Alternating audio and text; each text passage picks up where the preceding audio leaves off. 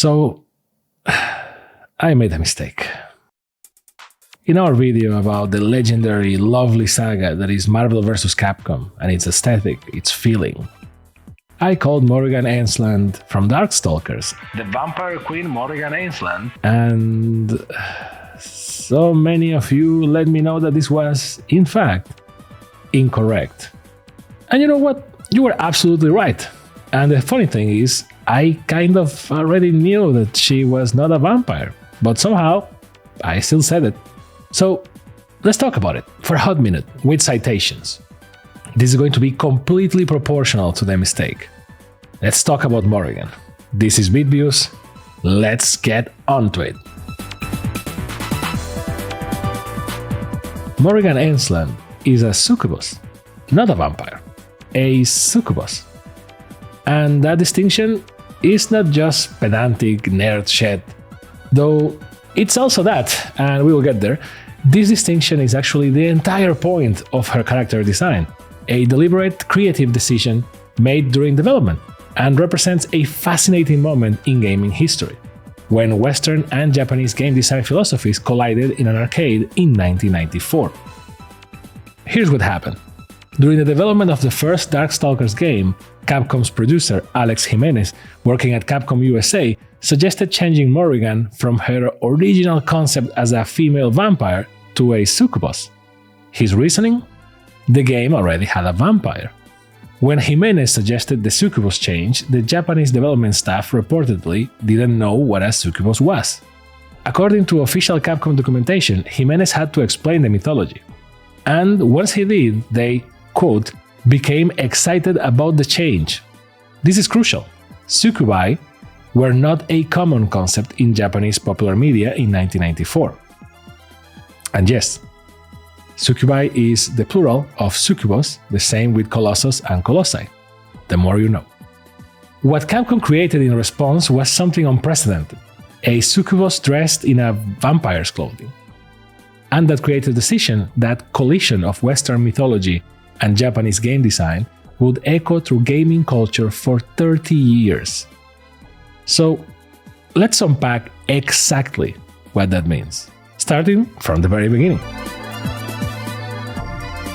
Morrigan Aensland was born in 1678 in Scotland, because apparently Scottish demon succubi are a thing, and was found as an infant by Belial Aensland, one of the rulers of Makai, and head of House Aensland, one of the three major noble families in the demon realm. He adopted her and immediately had a problem. Morrigan was born as what the game calls a S-class noble, essentially a supernatural being of immense power. So much power, in fact, that if left unchecked, she would have destroyed herself and a significant portion of Makai just by existing. Belial's solution was drastic. He split her soul into three parts. 1/3 remained in Morrigan as her conscious self, 1/3 he sealed within himself to be returned when he died, and 1/3 he sealed away in a pocket dimension. So Morrigan grows up in this demon castle tended by servants, unaware that she's operating at 33% capacity, and she's bored. The game consistently characterizes her as someone who finds her royal duties tedious and frequently sneaks off to the human world looking for entertainment. She's hedonistic, playful, confident to the point of vanity. And, this is important, not actually evil. Despite being a literal demon from hell, Morrigan is characterized in the games as an anti-hero. She's friendly, approachable. She's aligned herself with the forces of good on multiple occasions, fighting threats to both Makai and the human world. In the current canon, she hasn't killed any humans. She fights because combat is exciting, not because she is malicious. She's a succubus who feeds on excitement and stimulation. Any kind of stimulation, not just sexual, and in the world of Darkstalkers, fighting is stimulation. This is actually brilliant character design. They took a creature from mythology, defined by sexual predation, and recontextualized her powers around the core mechanic of the game. She doesn't need to seduce anyone. She just needs a good fight. And here's the kicker about the Aensland's family's particular brand of succubus biology. According to the official game lore, they are different from regular succubi. Standard succubi absorb the spirit of the opposite sex as their energy source. The Aensland succubi? They create a special secretion liquid when physically or mentally stimulated, any kind of stimulation, and use that to maintain their lives. They can literally feed on the thrill of battle, on excitement, on fun. The trade-off? If Morrigan doesn't get any stimulation for 2 days, she dies. So she's essentially a demon whose fatal weakness is boredom, which, honestly, relatable. Now, about that third part of her soul. That sealed portion? About 10 years after the split, it developed its own consciousness. When the demon lord Jedha Doma finds this sealed power in Darkstalkers 3 and gives it a physical form, Lilith is born. She looks like a younger, smaller version of Morrigan with key differences: red wings instead of teal, lavender hair instead of green, a more playful and childlike personality. The game explores this beautifully. Lilith feels an instinctive pull towards Morrigan, like wanting to go home. Morrigan senses something strange, a presence she can't quite identify. They eventually meet, fight, and in Morrigan's ending, they merge back together. Here's where it gets interesting. According to an official Capcom Q&A, when Lilith and Morrigan merge, both personalities coexist. Neither disappears. The question was literally, when Lilith merges with Morrigan, does her personality disappear? Answer: the two personalities fuse and coexist. This is why Morrigan's personality shifts slightly after Vampire Survivor. She is described as having a more cheerful and brighter view on the world, and feeling like she can do anything. Lilith's ending even suggests she feels a desire to accept her role as a ruler, to wear the Isis ring, symbol of her position. It is character growth achieved through literal soul merger. And she's still not at full power, because Belial, who held the second third, is dead. That portion of her power was lost when he died. So, even merged with Lilith, Morrigan is, at best, 66% of her potential. Which raises a terrifying question. What will 100% Morrigan even be capable of? The games never answer that.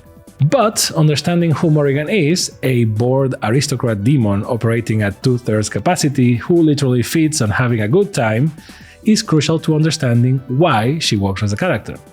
She's not a brooding gothic horror villain. She's someone who finds immortality tedious and combat exhilarating. And that personality? That's what made her transcend her franchise. Let's establish the mythological foundations. A succubus, from the Latin succubare, means to lie beneath, is a female demon that appears in dreams to seduce sleeping men, feeding on their sexual energy and life force. They show up across cultures: medieval Christian demonology, Jewish mysticism, which means Lilith, Adam's first wife, who became the queen of demons, and Arabian Karina spirits, which I'm hoping I'm pronouncing correctly. Please let me know. The core concept is consistent: a female demon, or spirits, that feed on sexual energy, often killing or driving victims mad. The visual depictions evolved dramatically over time. Medieval art shows them as hideous demons with claws and tails. Renaissance art starts making them seductive, but still monstrous. By the Gothic literature revival, they are beautiful, cunning temptresses. Modern fantasy tends to portray them as powerful, confident, often morally ambiguous women in revealing outfits. Vampires, by contrast, are undead corpses that drink blood. Former humans. Creatures of the night, vulnerable to sunlight, stakes, holy symbols. They are animated corpses sustained by blood. Demons versus undead. Dreams versus blood. Hell versus the grave. These are not the same thing. Now, here's where Darkstalkers gets clever. The game gives you both, and it makes the distinction very clear.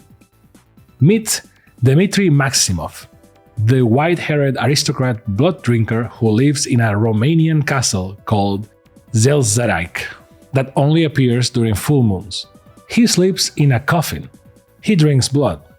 Specifically, according to his official bio, the blood of innocent girls, especially virgins, with blood type AB. He is weak to sunlight, though he protects himself with a magical aura. He's aristocratic, power-hungry, views humans as inferior, and wants to rule Makai. He is Dracula. Like, not even subtly. He is just Dracula with white hair and a Street Fighter 2 moveset. The games go out of their way to establish these differences. Dmitry has a whole storyline about challenging Morrigan's adoptive father Belial for control of Makai, 100 years before the games. He lost, got exiled to the human world, and now wants revenge. He and Morrigan are rivals. They represent different factions of Makai's supernatural hierarchy. Dmitry's signature move is Midnight Bliss, where he transforms opponents into female versions of themselves, complete with sexy outfits, of course, then drains their blood in an elaborate animation. It's deeply weird, slightly problematic by modern standards, and spawned an entire subgenre of gender swap fan art. But it also explicitly shows him drinking blood. He's a vampire. It's not ambiguous. So, when people call Morrigan a vampire, like I did in the other video, they are not just getting her species wrong. They are erasing Dmitry's entire existence. The game has a vampire, he's right there, and the contrast between them is very intentional. Here's the brilliant part, and what leads people either consciously or unconsciously to confusion. Morrigan looks like a vampire. The bat wings, the gothic aesthetic, the aristocratic bearing, the castle, the nighttime associations. Capcom dressed their succubus in vampire clothing. They gave her the visual language of vampirism, while making her something entirely different underneath. And this brings us full circle. This is where that 1994 creative decision becomes crucial.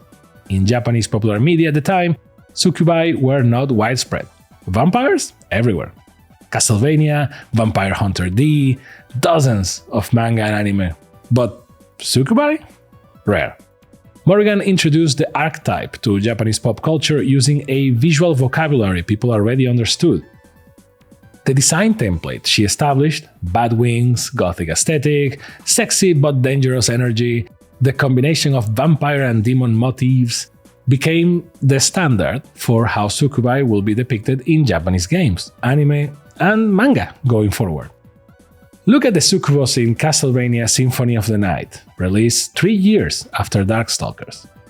Look at the succubi in Rosario Plus Vampire, Testament of Sister New Devil, dozens of other anime and games.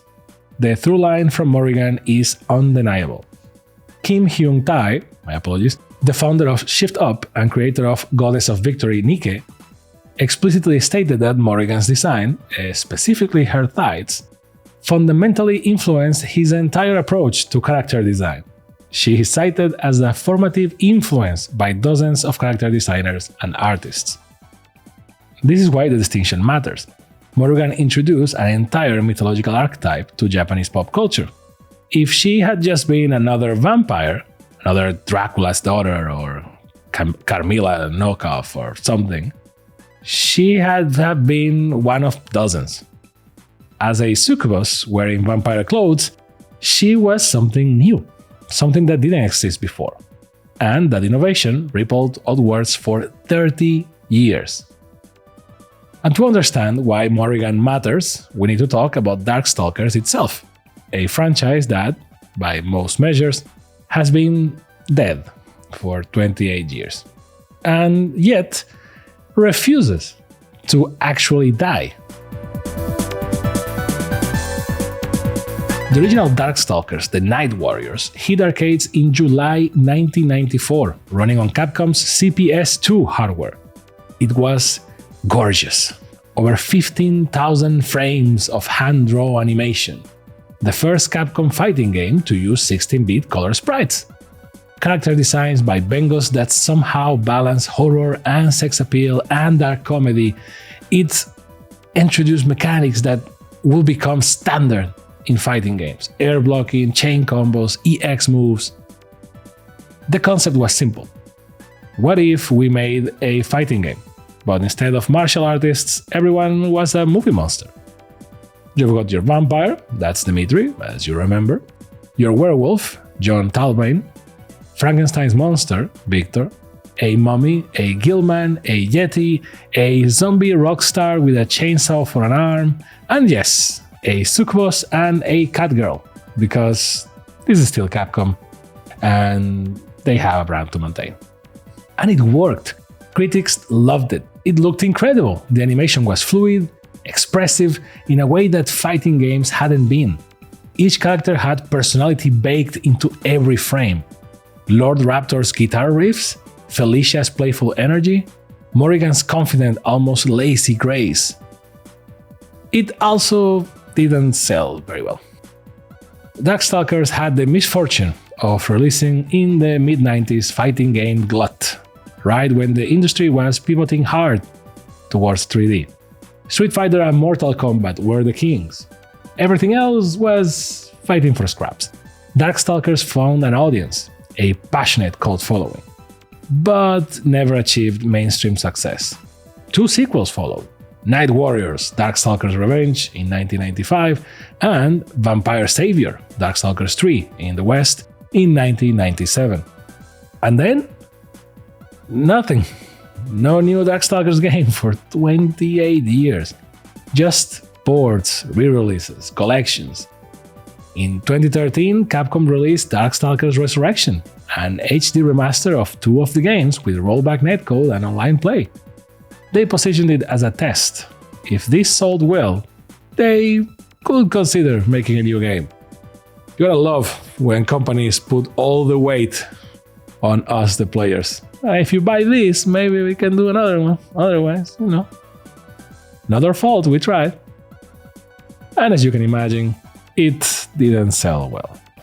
Capcom Senior VP Christian Svensson said, and I quote, "I am disappointed in the opening sales response relative to any other fighting title we have put out on the same platforms given the frequency and urgency of requests we have had." And here's the thing though. They misread the room. Fans weren't asking for another remaster of games from 1995 and 1997. They wanted something new.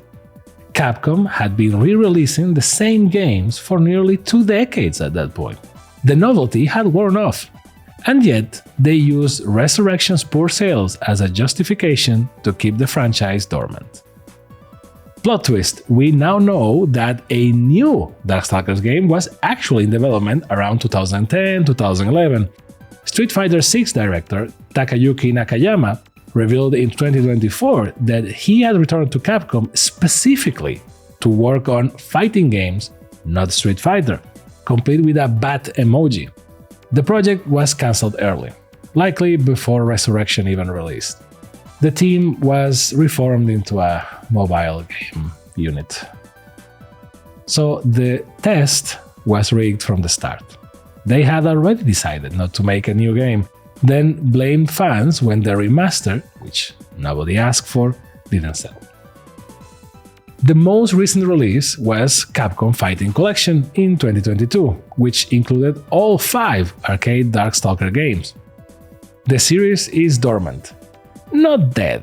Capcom still runs surveys asking if fans want a new entry. They still release Darkstalkers cosmetic content in other games. Udon still publishes Darkstalkers comics. But, dormant. And yet, everyone knows Morrigan.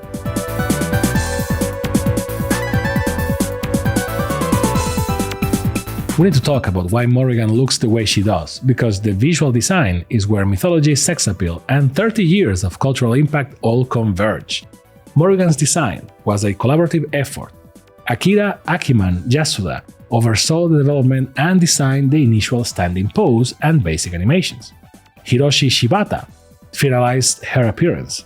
Hiromi Mori Kotobuki created the bulk of her animations, and reportedly was so impressed by Yasuda's standing pose that he, quote, paid a lot of attention to detail when animating the character, particularly given her fingers' movement.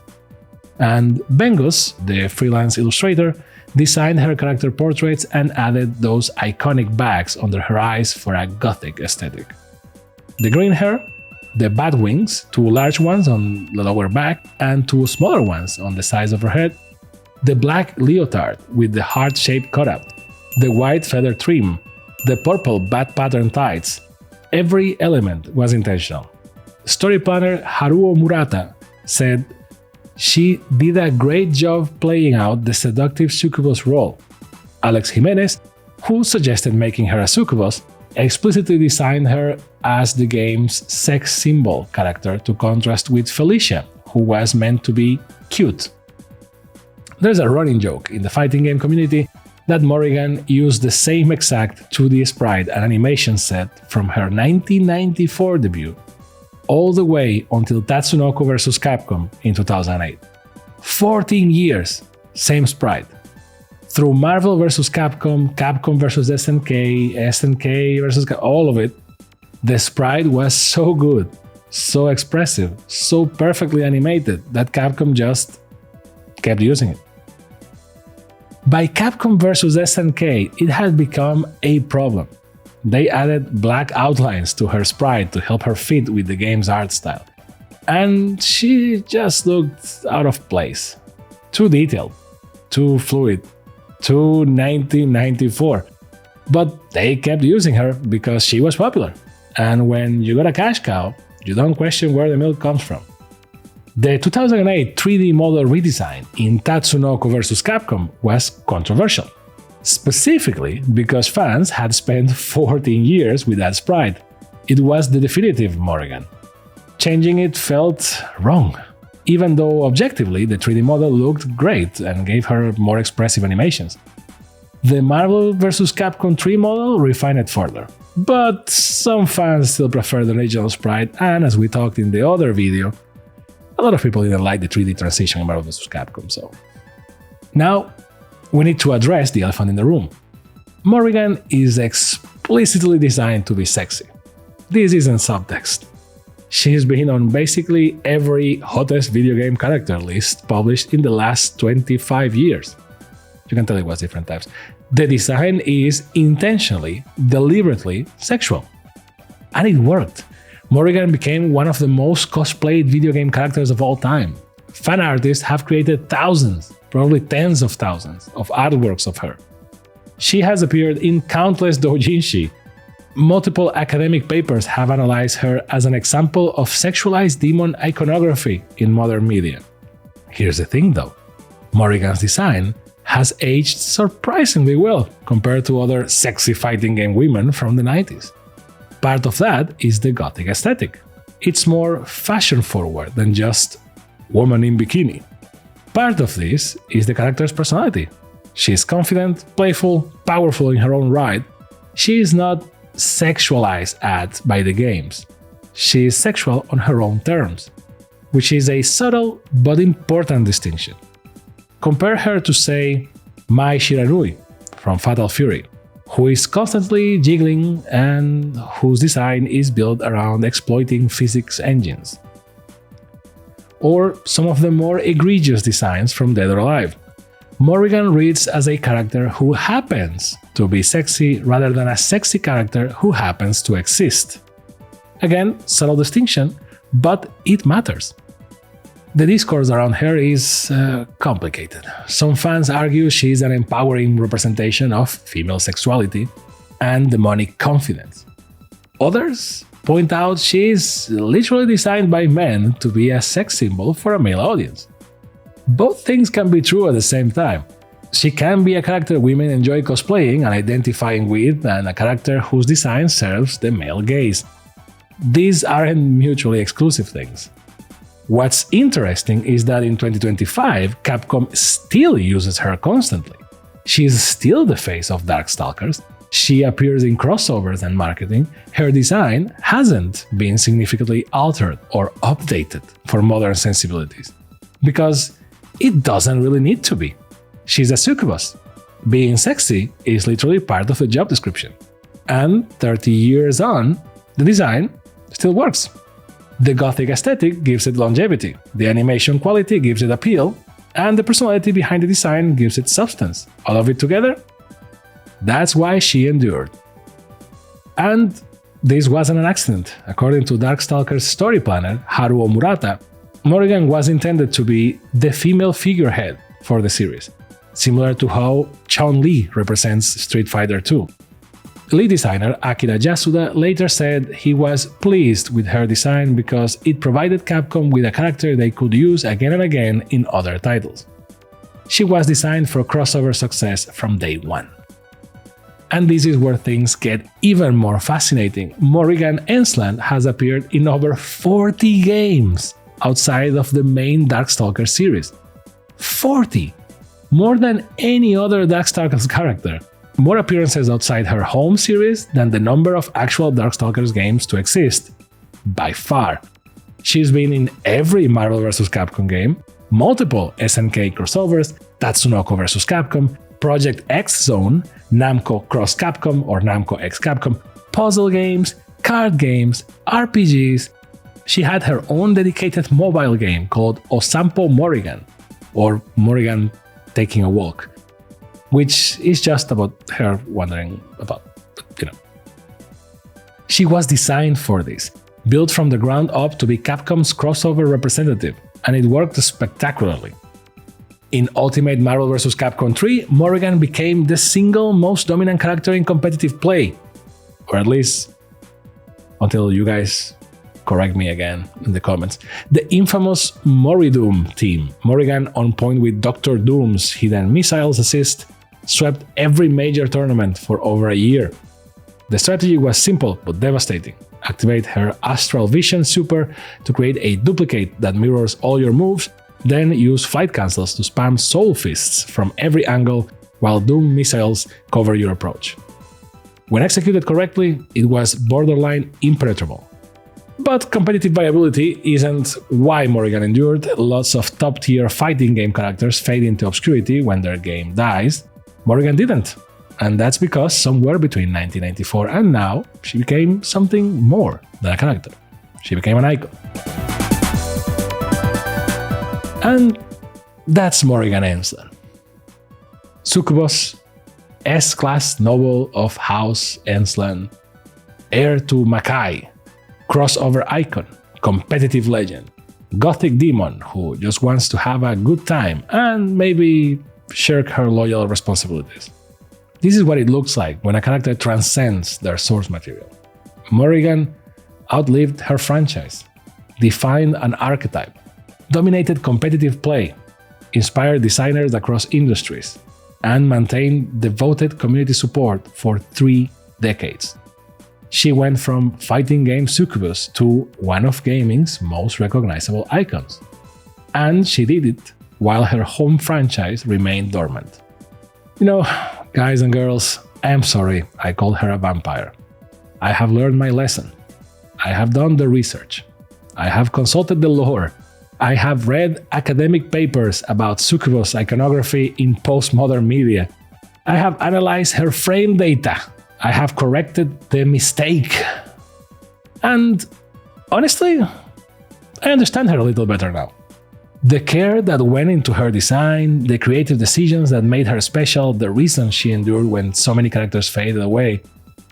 It was a great experience. She's not a vampire. She never was. And that's exactly why she matters. You were right, and this video exists because of you. Thank you and bye.